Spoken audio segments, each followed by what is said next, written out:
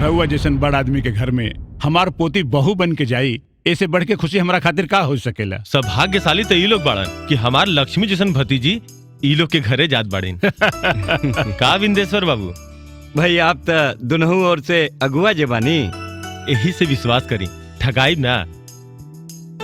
अच्छा तो लड़की के दिखा दी। हाँ जी।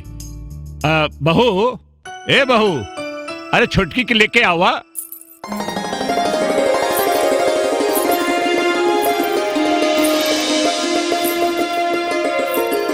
बहुत सुंदर दुल्हा बा तोहार।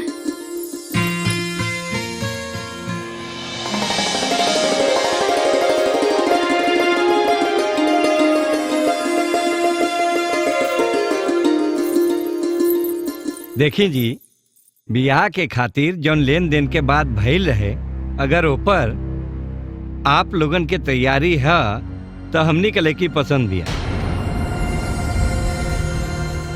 जी हाँ जी, हम तैयार बानी। तहमे देर कौन बात के, निकलवाएं बियाह के तारीख।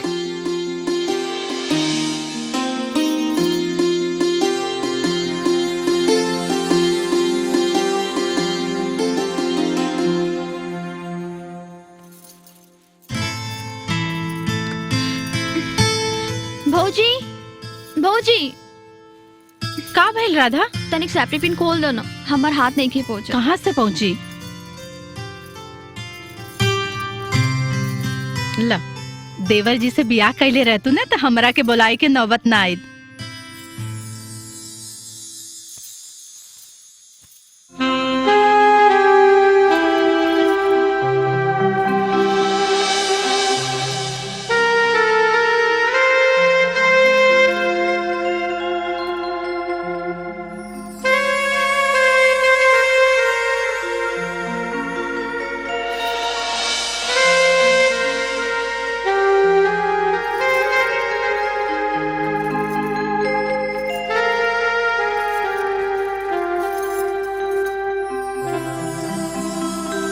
देवर जी से बियाह कैले रहतू ना तो हमरा के बुलाई के नौबत ना आयद।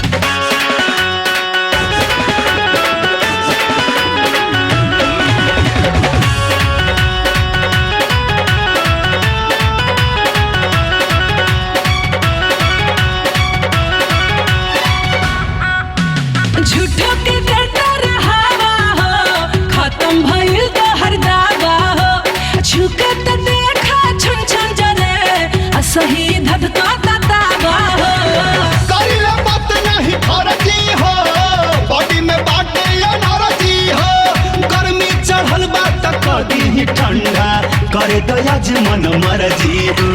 का जाने कहिया घीव कपारी झुका पिया परे हमें बर्फ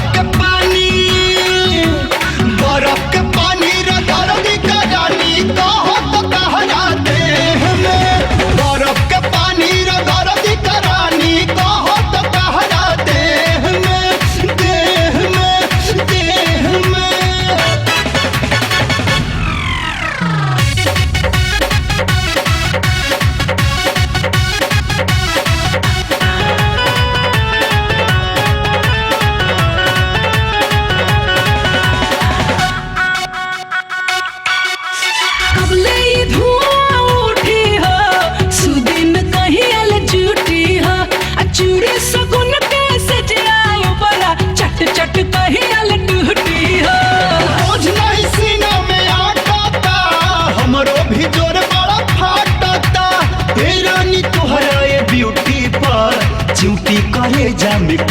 फाटता अरे